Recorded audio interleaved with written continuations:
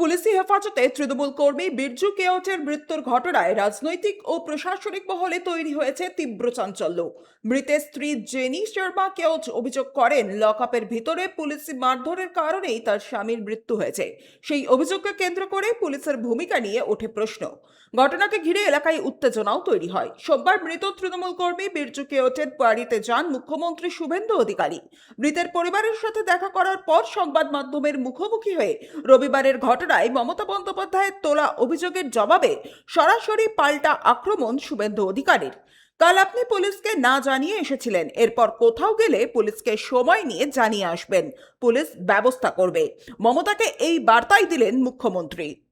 কালকে আপনি না জানিয়ে এসেছেন এবং ভারতীয় জনতা পার্টির কোনো লোককে আমি ছবিতে দেখিনি। আমাদের এমএলএ বরঞ্চ জানার পরে লোকজনকে সরিয়ে নেওয়ার ব্যবস্থা করেছে। তা পুলিশকে আপনি কোনো সুযোগই দেননি।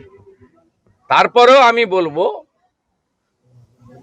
কিছুই ঘটেনি। আর আপনার ওই পাথর টাথরের গল্প, ওগুলো সব মানুষ দেখেছে।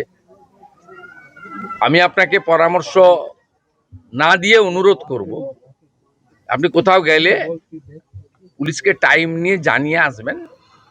যতটুকু ব্যবস্থা করার পুলিশ করবে এবং আপনার যদি কোনো লোক থাকে তার সঙ্গে লিয়াজো করেই করবে। আপনি যেখানে খুশি যেতে পারেন।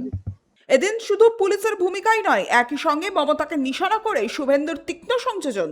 গত 15 বছরে 315 জন বিজেপি কর্মী খুন হলেও তিনি বিরুদ্ধে মতের কারোর পাশে দাঁড়াননি। বিরোধী দলের এক কর্মীর পরিবারের পাশে দাঁড়িয়ে মমতাকে সেই রাজনৈতিক সৌজন্যের শিক্ষা দেওয়া হলো বলেই দাবি করেন মুখ্যমন্ত্রী শুভেন্দু অধিকারী। আপনি 15 বছরে 315 জন বিজেপি কর্মীকে খুন করেছেন। এর সাথে অভয়ার মতো ইনসিডেন্ট অসংখ্য।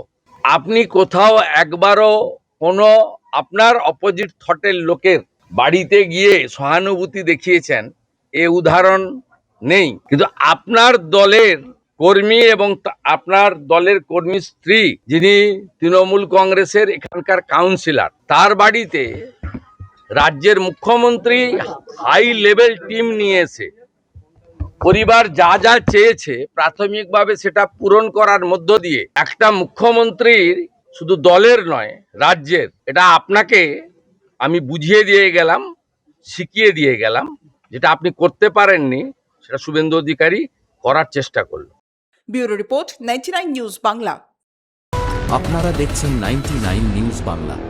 বদলাবো আমরা।